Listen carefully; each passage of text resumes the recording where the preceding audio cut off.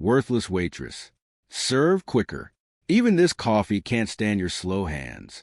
The uniformed officer didn't wait. His palm cracked across her face, snapping her head sideways as the mug shattered at her feet. Scalding coffee soaked her apron, and the diner went dead silent. He rose slowly, boots grinding broken porcelain into the tile. 2 fingers clamped under her chin, lifting her face like defective merchandise. "You exist to carry plates, not think," he muttered, breath thick with authority and contempt, shoving her back hard enough to steal her breath. She steadied herself, eyes drifting to the rain-streaked window where a broad silhouette had just stopped. He had no idea the woman he'd just struck was married to a Navy SEAL who had seen everything. The Sunday morning sun streamed through Rose Diner's windows, casting long shadows across the checkered floor. Immani Graves moved with practiced grace between the packed tables, her arms laden with plates of steaming eggs and crispy hash browns. The after-church crowd's chatter filled the air along with the clink of silverware and the hiss of the grill from the kitchen. "Heads up," Mavis Rowe muttered as she passed Immani at the service station. "The uniform table is already giving Sarah trouble. They're all yours now." Her face was pinched with worry. "Just be careful with them today." Immani's stomach tightened as she glanced toward the corner booth. Officer Ryland Voss sat sprawled against a vinyl seat, his uniform shirt stretched across his chest. 2 deputies flanking him like bodyguards. Their coffee cups were already empty. Taking a steadying breath, Immani approached their table. "Good morning, officers. Can I get you some more coffee?" Voss's pale eyes locked onto her, his mouth curling into what might look like a smile if it wasn't so cold. He snapped his fingers sharply, the sound cutting through the diner's buzz. "Well, look who finally noticed us. Thought we'd have to send up a flare." Heat crept up Immani's neck, but she kept her voice professional. "I apologize for the wait. We're a little backed up with the church crowd." "Speak up," Voss interrupted, cupping his hand behind his ear. "Can't hear you when you mumble like that." The deputy smirked. Immani raised her voice slightly, feeling dozens of eyes on her. "I said we're backed up with the church crowd, sir. Would you like to start with some more coffee?" "Let me hear you say that one more time," Voss said, leaning forward. "Real slow now, so we can all understand." At a nearby booth, Deacon Lewis Price looked up from his newspaper, his weathered face creased with concern. Other regulars shifted uncomfortably in their seats, suddenly very interested in their plates. "We're backed up with the church crowd," Immani repeated, each word careful and distinct. Her hands gripped the coffee pot tighter. "Would you like more? Was that so hard?" Voss cut in. He pushed his cup toward the edge of the table. "Coffee, and make it fresh. None of that burnt stuff you're carrying." Immani turned to get fresh pot, but Voss's arm shot out, blocking her path. His elbow knocked against his half-full water glass. It tipped, sending ice water across the table and onto the floor. "Now look what you made me do," he said, voice dripping with mock concern. Several customers turned to stare. "Better clean that up, right? Wouldn't want anyone to slip." The deputies chuckled. Immani's chest felt tight as she set down the coffee pot and reached for her serving towel. She could feel Voss watching her as she knelt to mop up the water, her cheeks burning. "Missed a spot?" one of the deputies pointed out, deliberately dropping his napkin onto the wet floor. "Thank you for letting me know," Immani said quietly, picking up the napkin. Her knees ached against the hard tile. When she stood, Voss was examining the menu with exaggerated focus. "Think I'm ready to order now, unless that's too much trouble." "No trouble at all," Immani said, forcing her voice to stay steady despite her trembling hands. She pulled out her order pad. "The special," Voss said, "eggs over easy, hash browns extra crispy, bacon extra crispy, toast extra crispy." He paused, eyes glinting. "You getting all this down? Should I go slower?" "I have it, sir. Eggs over easy, hash browns, bacon, and toast. All extra crispy. And I want those eggs perfect," he added. "Not too runny, not too hard. Think you can handle that." From his booth, Deacon Price set down his newspaper with deliberate care.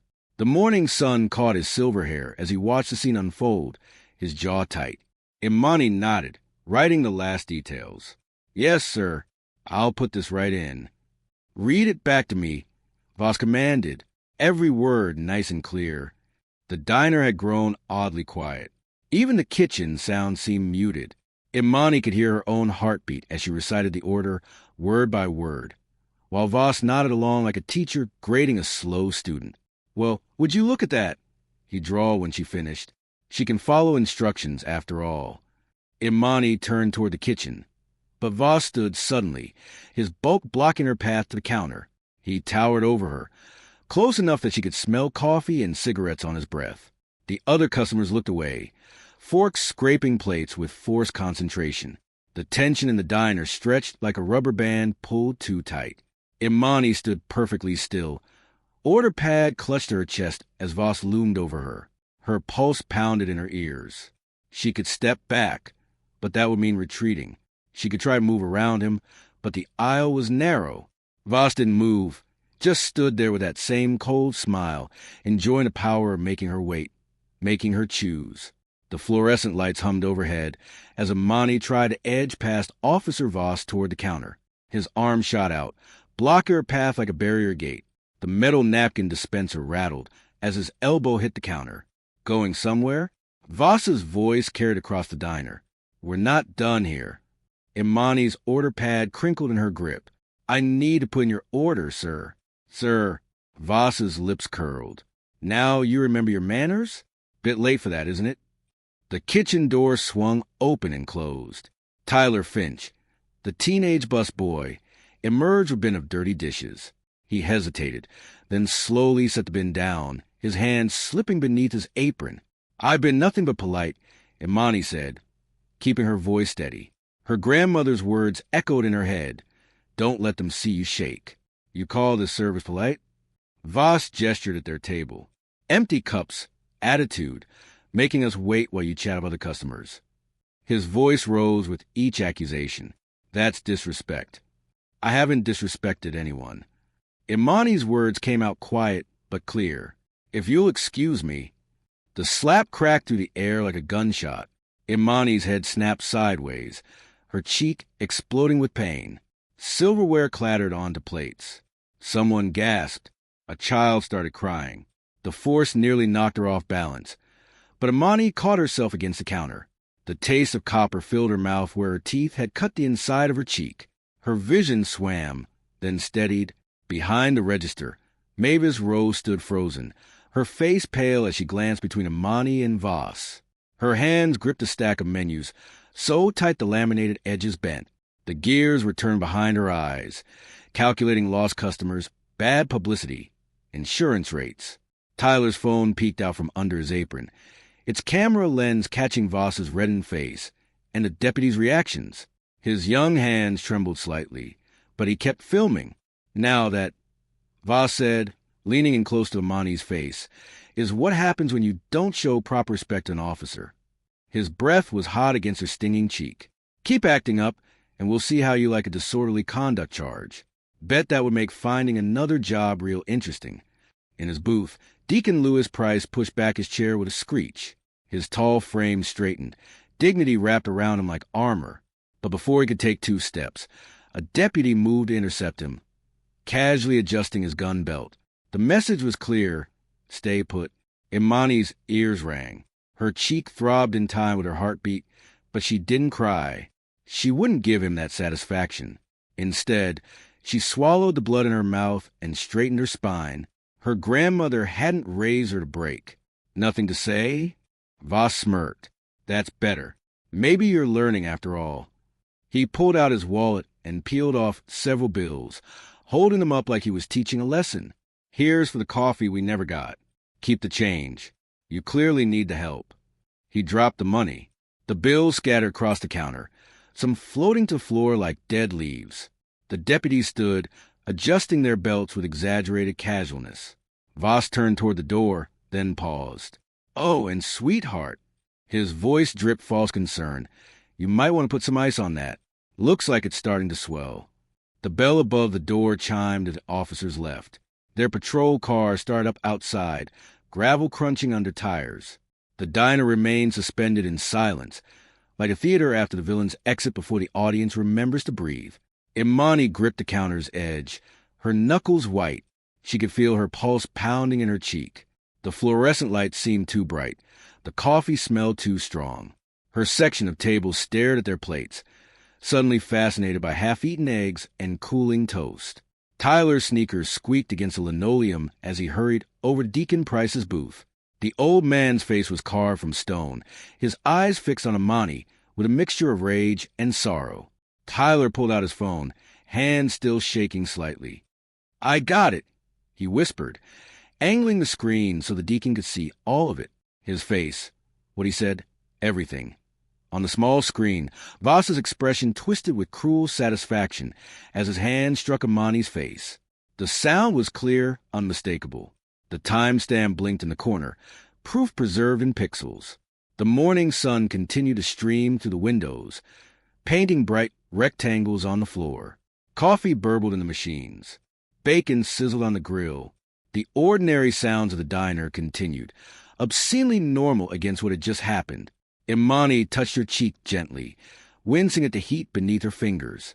She could already feel it swelling. She knew it would bruise, but she kept standing, kept breathing. The counter was solid under her hands, anchoring her to the moment.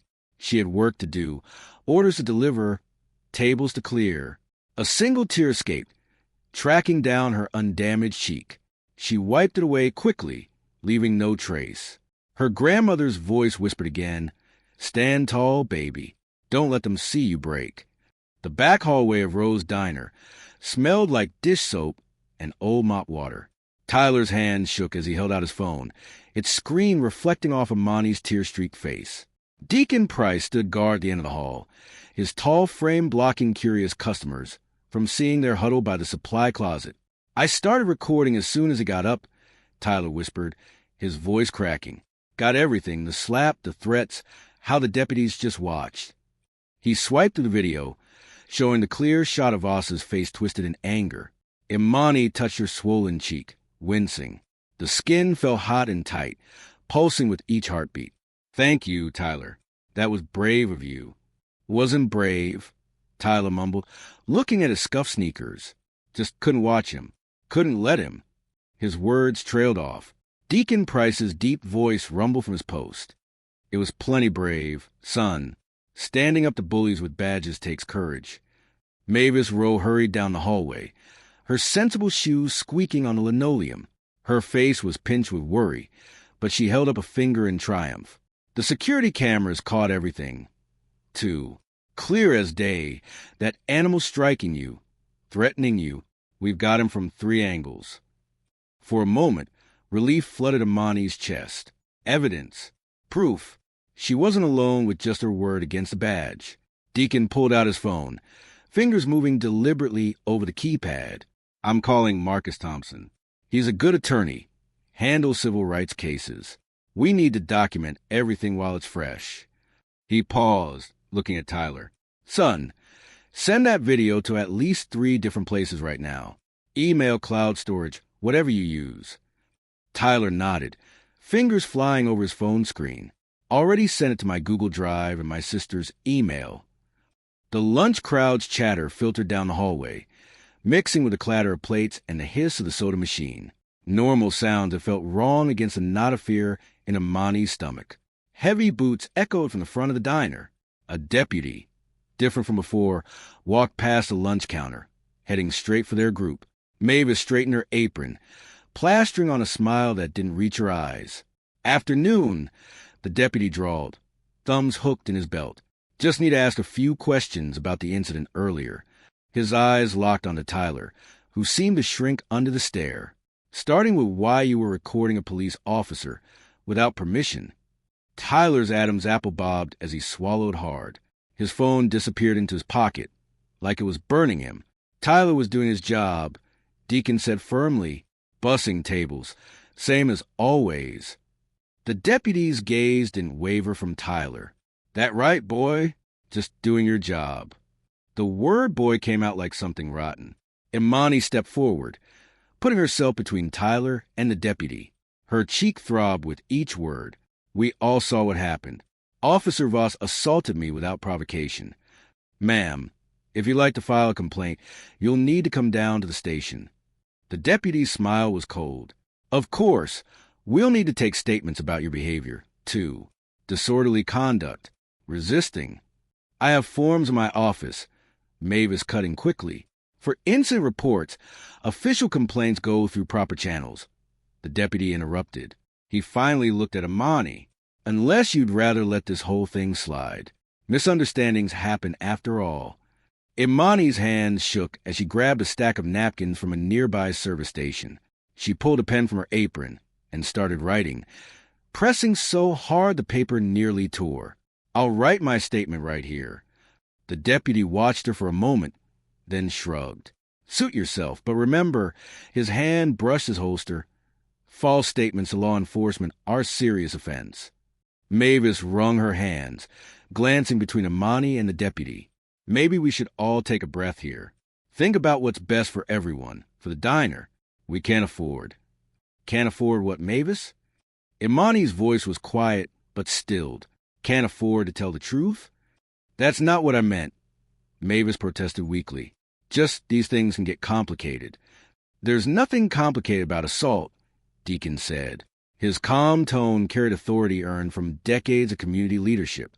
Immani, let me drive you home. You need to ice that cheek and rest. The deputy's radio crackled. He keyed it without taking his eyes off their group. Unit 3 copy. To Immani, he added, we'll be in touch. They watched him leave, his boots echoing all the way to the front door. The lunch rush had thinned to a few lingering customers, their conversation suspiciously muted. I'll get my things, Immani said, carefully folding her handwritten statement and tucking it into her pocket. Her uniform felt too tight, the diner's air too thick. Tyler grabbed his backpack from behind the counter. My shift's over anyway. I should go. Wait, Deacon said, looking to the front windows. Let me check outside first.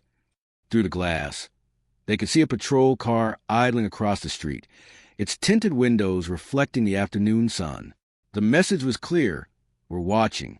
Immani's legs felt weak, but she forced herself to stand straight. Tyler, is there another exit you can use? The boy nodded, clutching his backpack like armor. Through the kitchen, back alley. Go, she whispered. And Tyler, thank you. He gave her a quick, terrified smile before disappearing into the kitchen. Deacon held the front door open for Immani, his presence solid and reassuring. The patrol car's engine rumbled louder as they stepped into the parking lot. Early evening light slanted through the kitchen window, casting long shadows across Immani's small table. She pressed the ice pack harder against her cheek, watching condensation drip onto her untouched cup of tea. Deacon Price's deep voice filled the modest kitchen as he paced. Phone pressed his ear. Mavis, we need that footage now before anything else happens. He paused, frowning. What do you mean, corrupted? Immani's stomach clenched. She could hear Mavis's anxious voice through the speaker, high-pitched and stammering. I don't understand, Mavis was saying.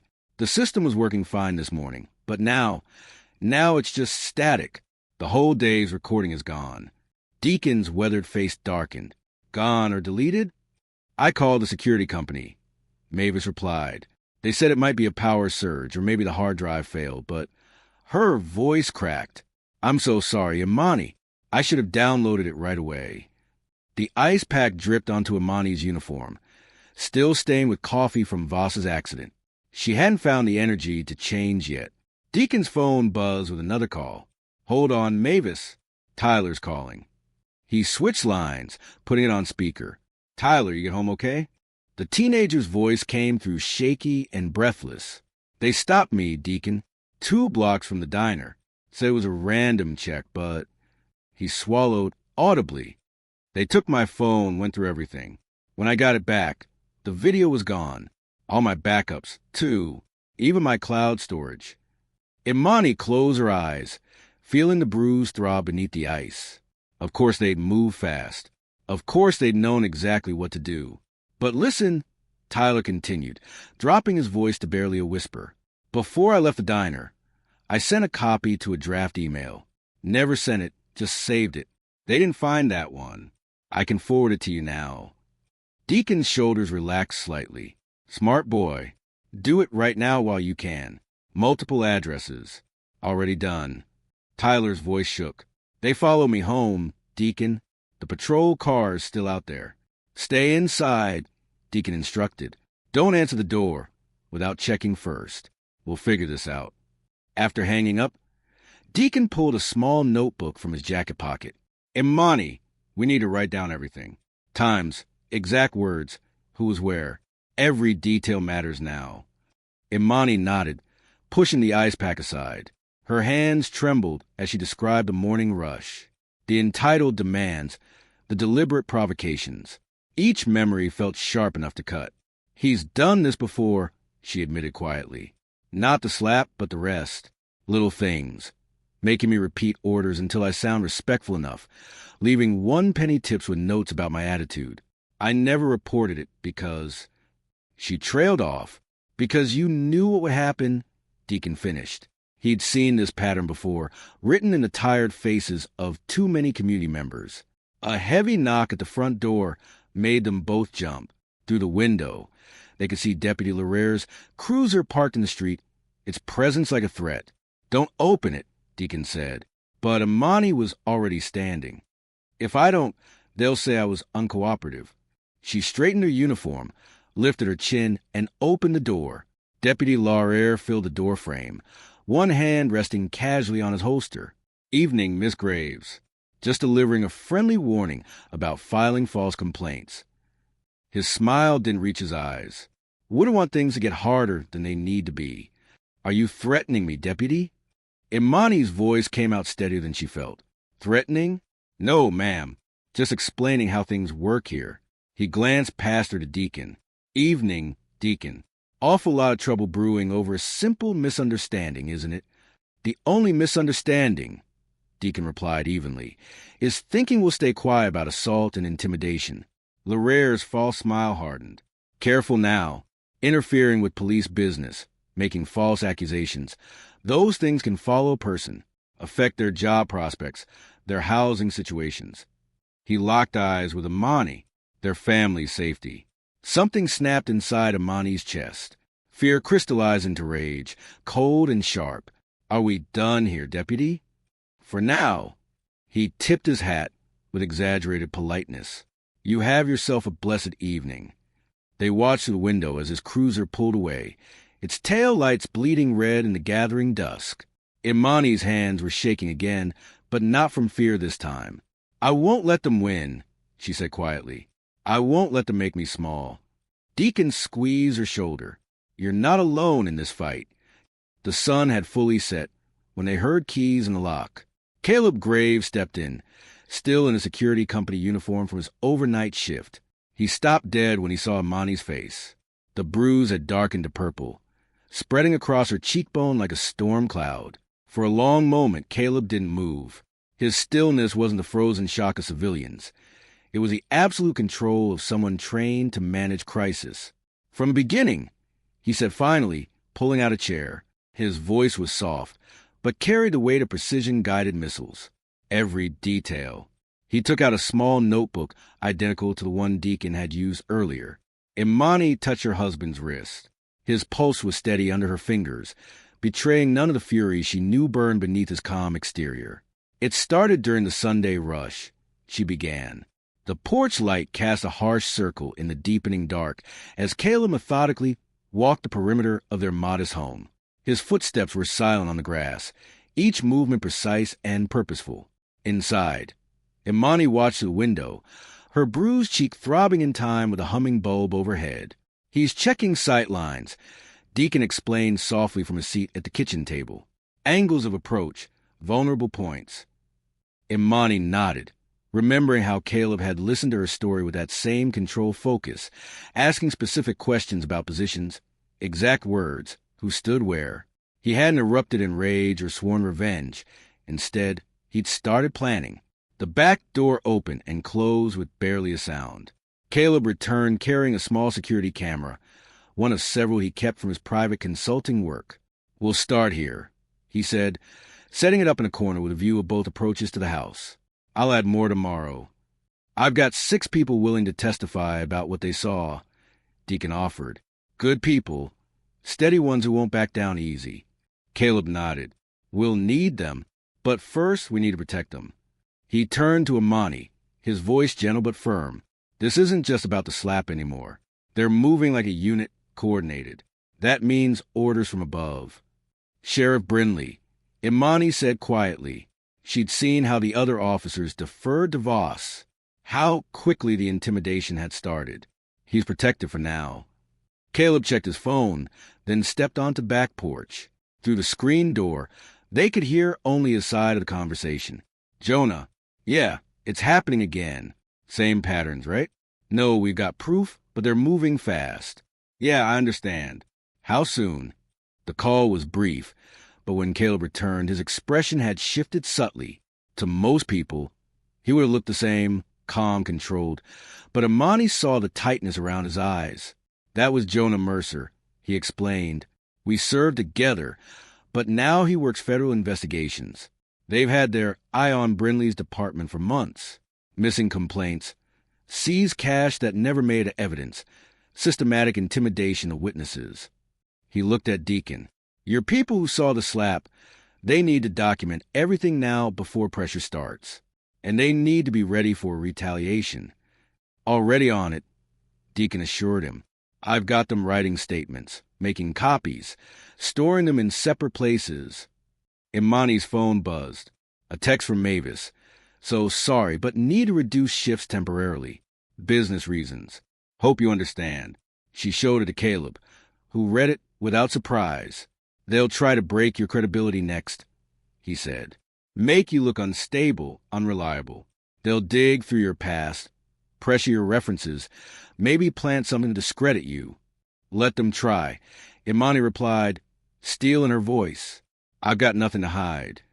Headlights swept across the walls as a patrol car crept past their house, moving slower than a funeral procession. The beam lingered on their windows before continuing down the street. Caleb watched through a gap in the curtains. They're establishing presence, letting us know we're being watched. He turned to Deacon. Can you stay at Sarah Mitchell's place tonight? It's 2 streets over. Good sight lines, trusted neighbor. Deacon nodded. Already arranged. And I've got people taking shifts watching Tyler's house, too. Boys scared but standing firm.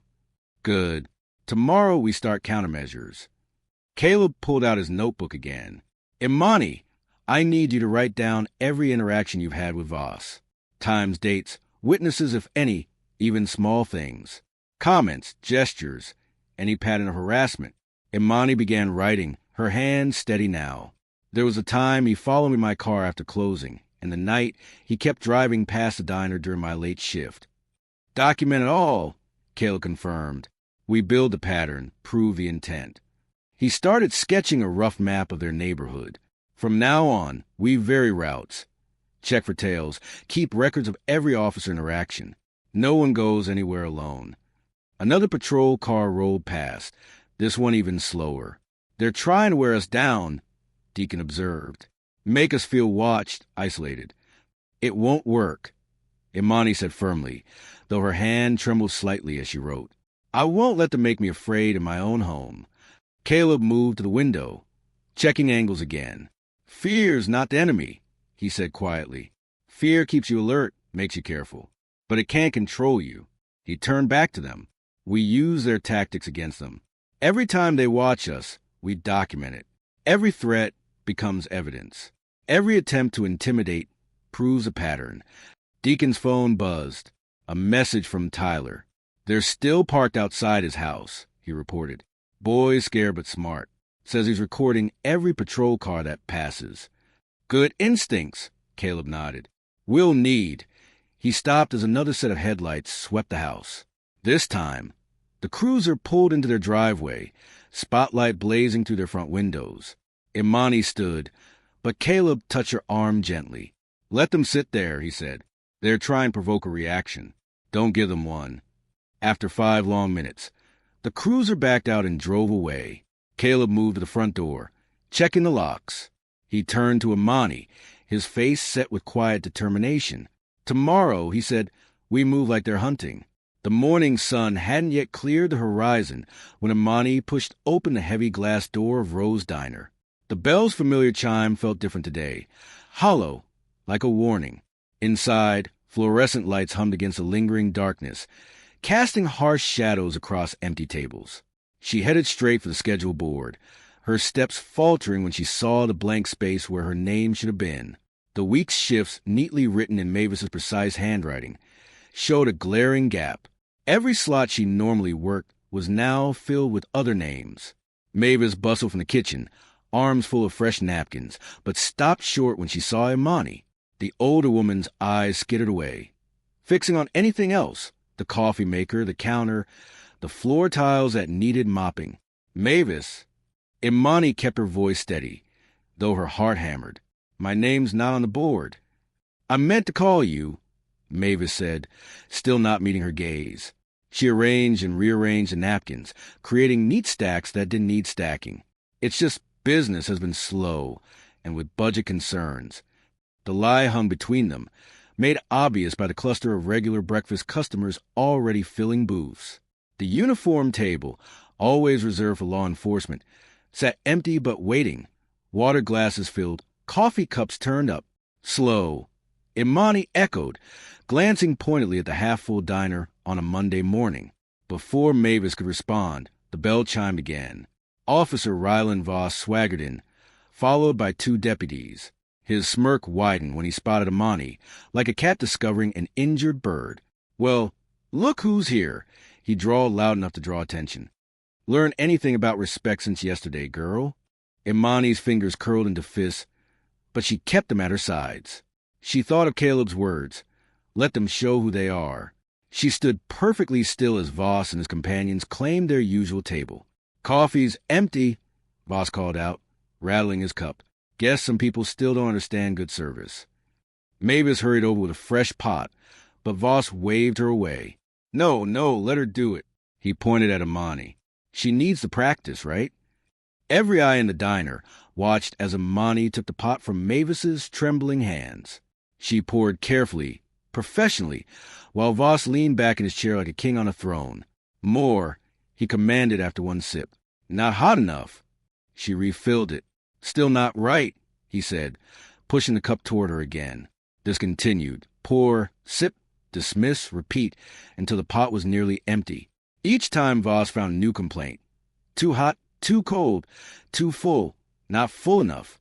His deputies snickered, exchanging knowing looks. The door chimed again. Deacon Lewis Price entered, his presence drawing some of the attention away from Immani. He nodded to her, then settled into a booth near 2 older men, regulars who'd been present for Sunday's incident. "Excuse me, gentlemen," she heard him say quietly. "About what happened yesterday." "Don't remember much," one man muttered, suddenly fascinated by his eggs. The other wouldn't even look up, wasn't really paying attention. Through the front windows, Immani glimpsed Tyler Finch approaching for his morning shift. Before he reached the door, a patrol car pulled up beside him. 2 officers got out, blocking his path. Minutes later, Deacon's phone buzzed. He answered quietly, but Immani caught fragments. "Yes, Mrs. Finch. I understand." "No, don't let him go alone. I'll be right there." Across the street, partially hidden by a delivery truck, Caleb's dark blue pickup remained stationed. She knew he was documenting everything: photographs, timestamps, plate numbers, shift patterns, building evidence methodically, the way he'd been trained. Voss stood suddenly, bumping into Immani as she passed with a fresh coffee pot. Hot liquid splashed across her arm and uniform. She bit back a gasp of pain. "Clumsy," Voss said loudly, making sure everyone heard. Then he leaned close, his breath hot against her ear, voice dropping to a whisper. "No one will believe you." The coffee burned against her skin, but Immani didn't flinch. She felt the weight of stares, some sympathetic, most careful to look away. The diner had grown unnaturally quiet, every scrape of fork against plate echoing like an accusation. In the silence, coffee dripped from her sleeve onto the floor, the only sound in the suffocating room. Immani looked Voss directly in the eyes, her face a massive calm that seemed to irritate him more than tears ever could. "I'll get a mop, sir," she said, her voice like ice. Voss's jaw tightened. He didn't like the lack of fear. He kicked a chair out of his way, the metal legs screeching against the tile. Don't bother. I'm losing my appetite looking at you anyway. He tossed a crumpled $5 bill into the puddle of spilled coffee on the table. Clean that up. It's the most productive thing you'll do all day. As the officers walked out, the heavy silence remained. Mavis wouldn't look at her. The regulars wouldn't look at her. Immani walked to the back, her arm throbbing where the coffee had scalded her. She found Deacon Price standing by the door, his hand resting on the handle. "Tyler's mom is terrified, Immani," Deacon whispered. "They're parked in her driveway now. They told her if Tyler doesn't lose that video for good, he might find himself in juvenile detention for interference. We need to move. Now." Immani nodded, wiping the wetness from her arm. "Caleb is ready. He said the federal contact is waiting for the final piece of the pattern.